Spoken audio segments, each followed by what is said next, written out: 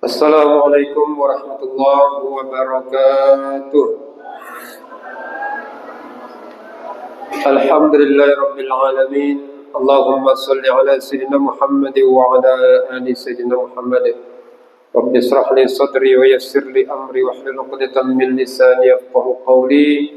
Rabbi zidna 'ilman nafi'ah warzuqna fahman wasi'ah bi rahmatika ya arhamar rahimin. Amin amin ya rabbal alamin. Yang saya hormati Ketua Masjid Al-Mubarakah beserta perangkat-perangkatnya, Bapak Ketua RT beserta perangkat-perangkatnya. Yang saya hormati penasehat Fahmi Tamami Al-Ustadz Haji Ahmad Suhaidi SAG. Kemudian yang saya hormati guru-guru, tuan-tuan guru, para asatiz, para mubaligh dari Fahmi Tamami, dan yang saya hormati bapak-bapak, ibu-ibu, adik-adikku, anak-anakku sekalian, yang insyaallah kita semua dimuliakan oleh Allah Subhanahu wa taala. Amin amin ya rabbal alamin. Fahmi Tamami, hadirnya Fahmi Tamami ini Bapak Ibu, Forum Silaturahmi Takmir Masjid dan Musola Indonesia. Ini gagasan yang pertama adalah Kiai Haji Hasyim Muzadi, penggagasnya Kiai Haji Hasyim Muzadi, Ketua NU, almarhum enggak beliau? Sudah almarhum. Itu penggagas. Ngapa dibuat Fahmi Tamami? Karena beliau pada waktu itu mengalami dengan mata kepala sendiri, dengan telinga sendiri, bahkan beliau pun yang diprotes tentang Yasin tahlil itu bid'ah. Yang kedua, Imam Besar Habib Rizik Syihab, itulah yang menjadi penggagas. Yang ketiga, Roma Irama. Yang keempat, yaitu Ketua MUI masa itu. Mengapa mereka ini mendirikan Fahmi Tamami? Karena banyak kelompok-kelompok yang sudah bermunculan yang menyala-nyalakan ajaran-ajaran ulama terdahulu. Bahkan ajaran yang sekarang kita masih laksanakan disalahkan. Contoh, saya tadi sampai sini menjelang azan ada beduk tak sini? Ada beduk. Itu beduk itu bid'ah. Yang pakai beduk itu sesat tuh. Yang mukul beduk itu dosanya lebih besar.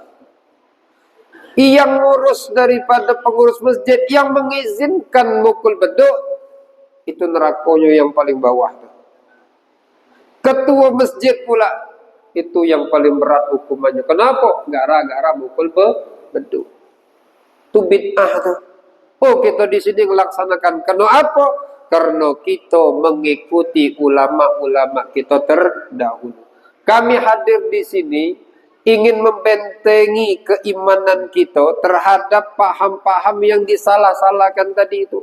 Beduk itu bid'ah benar, namanya bid'ah hasanah. Kaidah ilmu fikih mengatakan kalau dalam satu hal atau satu benda tidak ada larangan langsung dari Al-Quran, dari hadis, maka hukumnya boleh. Maka beduk tak ada larangan dari Allah, tak ada larangan dari Rasulullah, jangan mukul beduk. Ngapa beduk itu dibuat? Karena memang zaman dulu ni susah kita nak manggil orang solat. Zaman Wali Songo dululah kita ambil takaran hidup wali lah.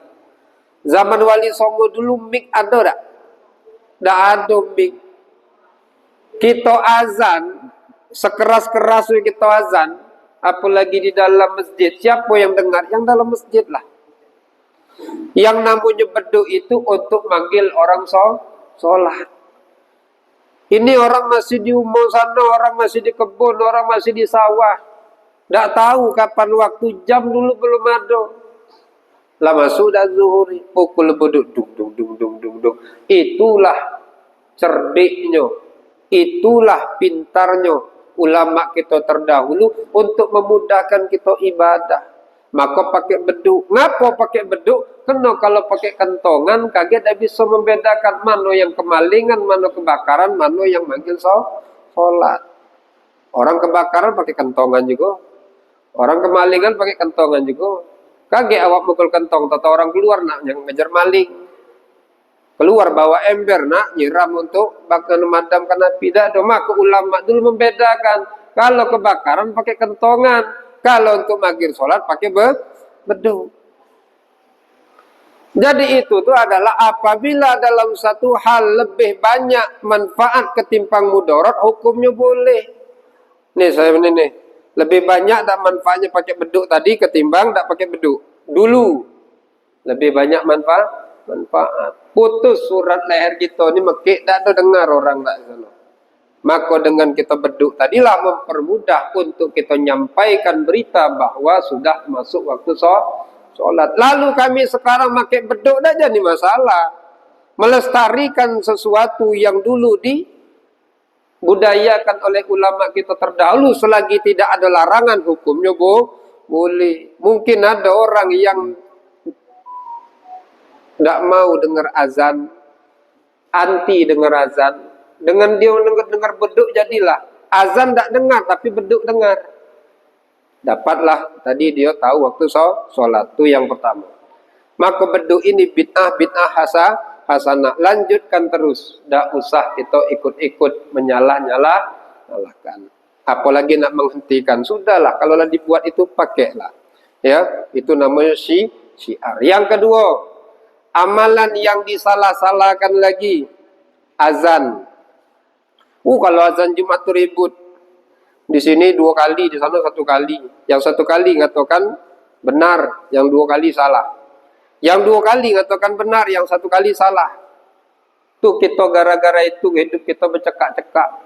Hidup kita ribut-ribut gara-gara azan Jumat 2 kali. Gara-gara azan Jumat 1 kali. Enaklah kami ni guru-guru Fahmi Tamami. Pergi ke masjid ini 1 kali azan tak jadi masalah, awak naik. Ya, pergi ke situ 2 kali azan tak jadi masalah, naik. Yang 1 kali azan benar, yang 2 kali azan juga benar. Zaman Nabi dulu 1 kali azan. Maka kamu ni bukan menuruti syariat Nabi yang 2 kali azan. Makanya ngaji jangan setengah-setengah. Yang 2 kali azan itu siapa yang memerintahkan, siapa yang menciptakan 2 kali azan tadi itu?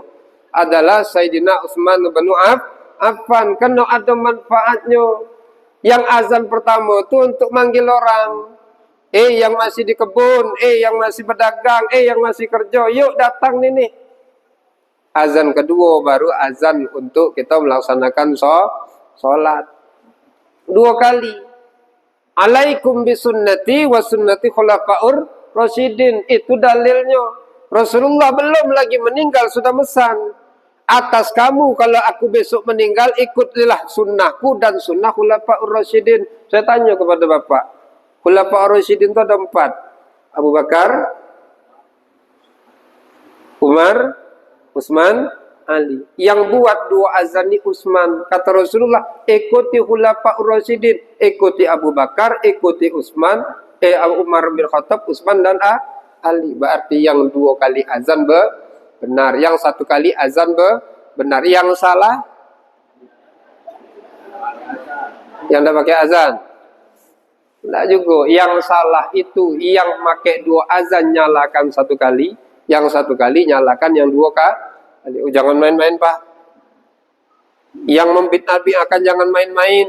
Maka kita tu jangan bersuara di atas suara Allah dan Rasulnya. Man kadzaba alayya falyalijin nar. Siapa yang berdusta atas namaku, aku tak nyalakan yang 2 kali, aku tak nyalakan 1 kali, kamu nyalakan. Berarti kita bersuara di atas suara Allah dan Rasulnya, maka tempatnya tidak lain adalah neraka. Mati su'ul khatimah. Awak tiap hari azan, tapi azan tadi itu nyalakan pula yang orang azan yang 2 kali misalnya. Atau kita yang 2 kali ngajak nyalakan yang 1 kali, mati su'ul khatimah. Kenapa? Rasulullah tidak nyalakan, kita nyalakan. Itu yang kedua. Maka di sini berapa kali azan? 2. Lanjutkan.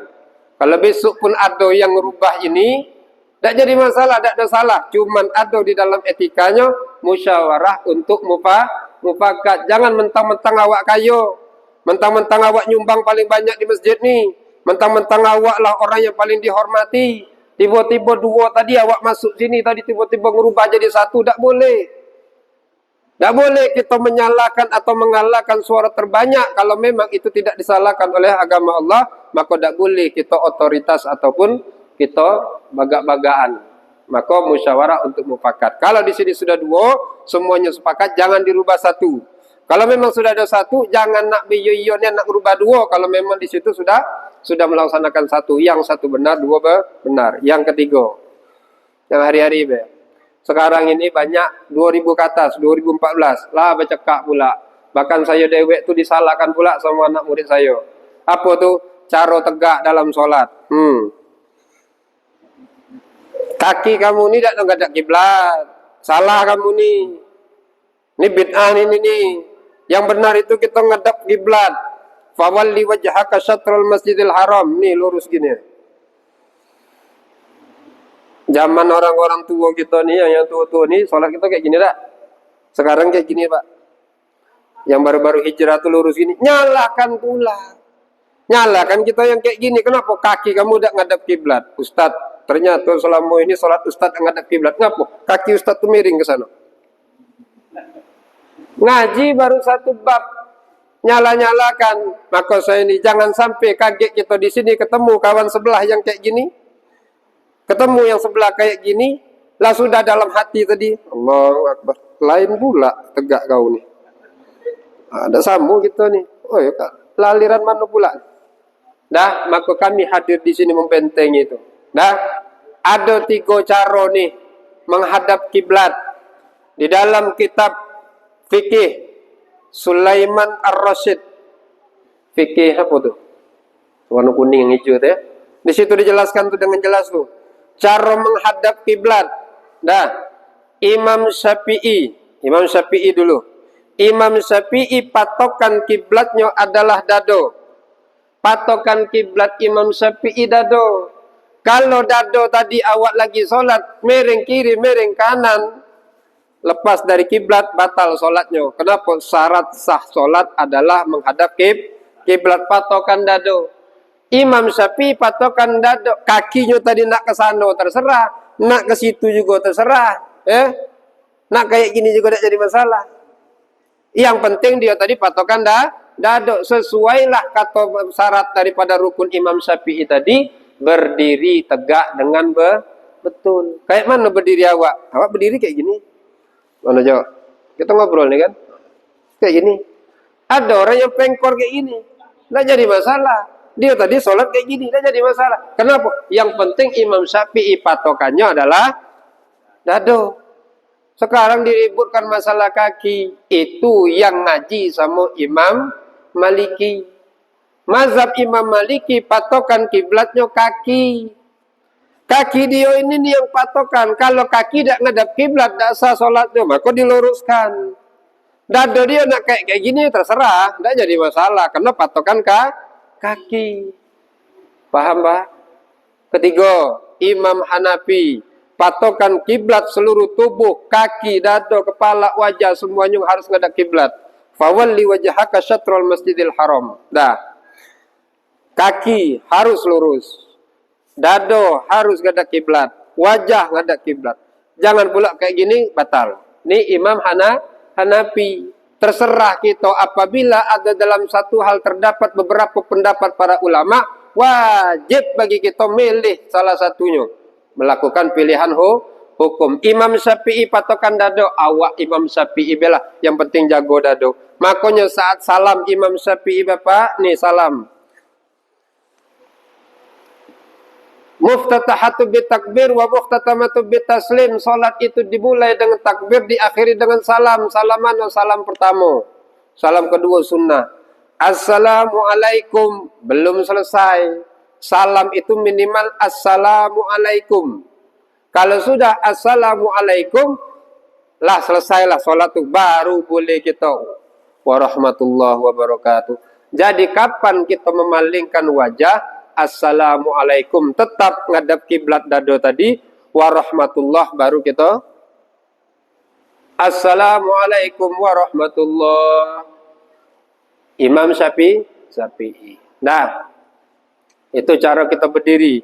Jadi yang kayak gini benar, yang kayak gini benar, yang salah, yang menyalahkan salah satu di antaranya. Terserah, yang kayak gini saudara kita, yang kayak gini saudara kita. Dua, beduk sudah, azan sudah, berdiri sudah, zikir rame-rame. Zikir rame-rame bid'ah. Tapi alhamdulillah sini zikir rame-rame. Nah, sesungguhnya yang inna raf'as sauti bizikri, sesungguhnya mengangkat suara untuk berzikir setelah bimaktubati, setelah sholat fardu, itu sudah ada di zaman Rasulullah. Rasulullah pada waktu di Mekah memang tidak ada pakai zikir jahar. Kenapa? Pada waktu itu Rasulullah masih belum berkuasa.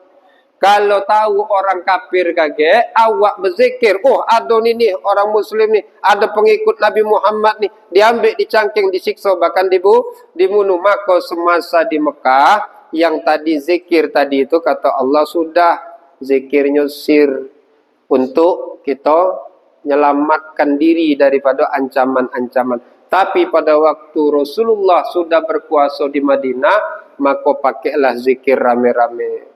Astagfirullahaladzim, seperti Ustaz tadi ya. Astagfirullahaladzim, pakailah zikir rame-rame.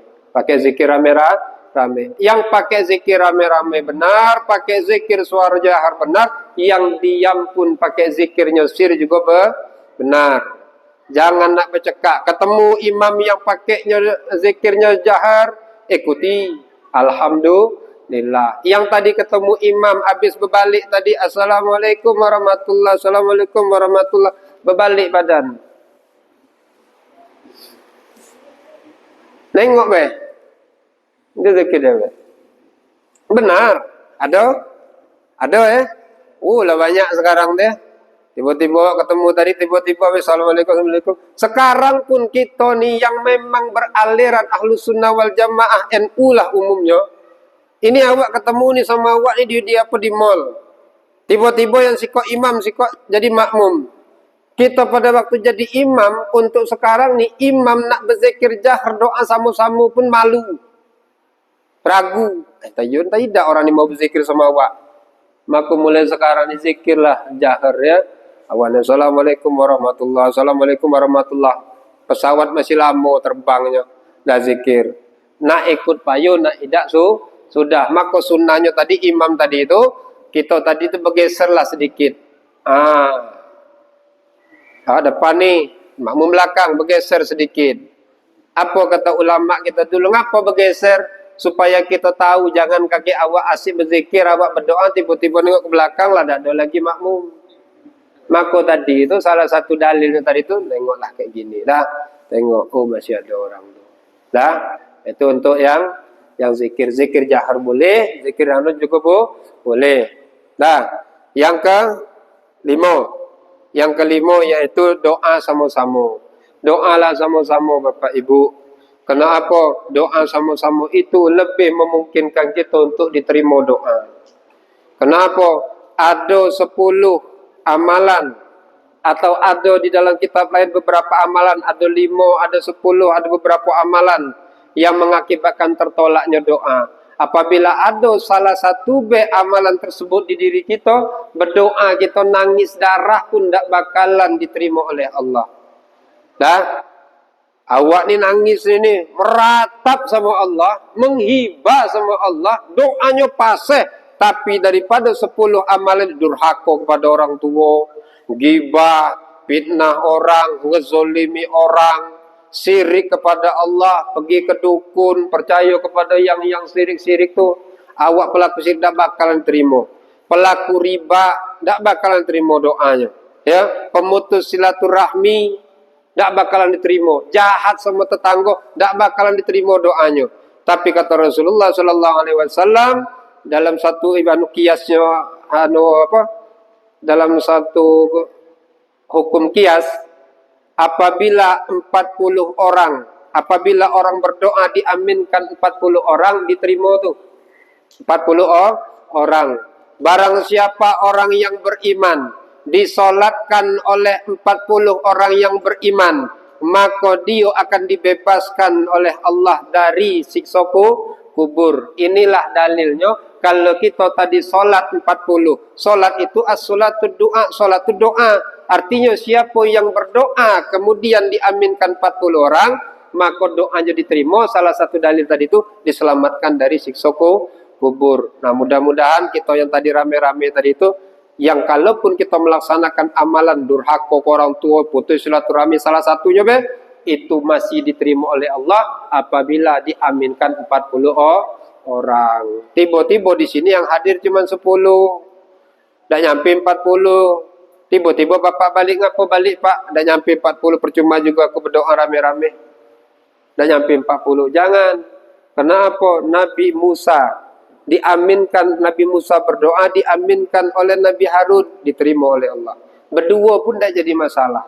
Nah, yang penting tadi itu niatnya lillahi ta'ala. Berdoa sama-sama. Terakhir, ini biar kita sadar, yang terakhir, salaman pakai solawat.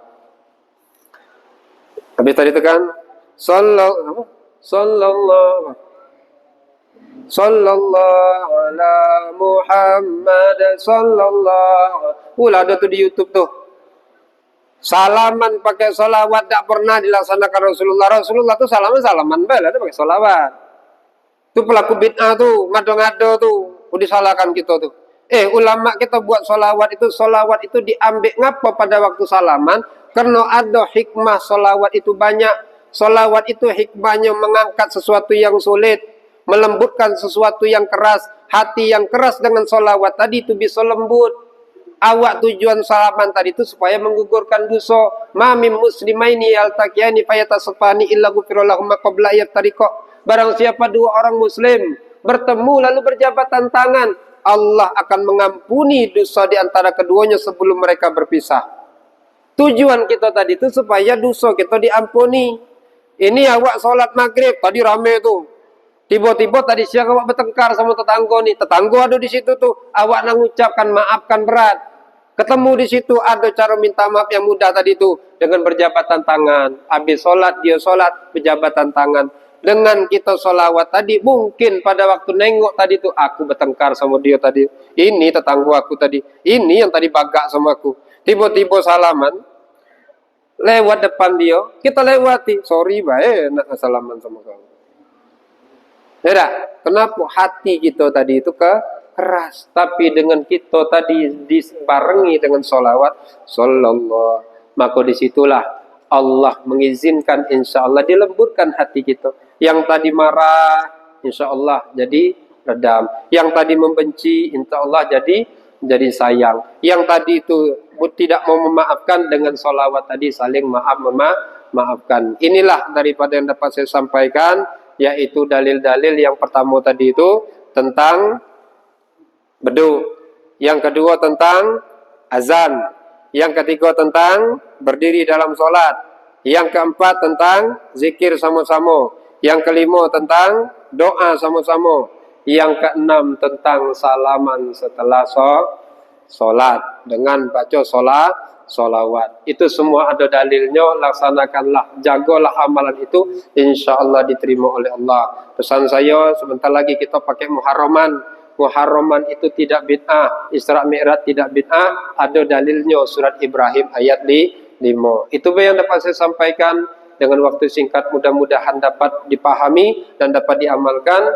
Terima kasih atas sambutannya. Terima kasih telah memberikan daripada konsumsi dan segala macamnya terhadap kami yang hadir di sini, terutama kepada ketua. Ya, mohon maaf apabila kehadiran kami, ucapan kami, tindak tanduk kami yang kurang berkenan, kami mohon maaf yang sebesar-besarnya. Demikian, lebih kurang mohon maaf. Wassalamualaikum warahmatullahi wabarakatuh.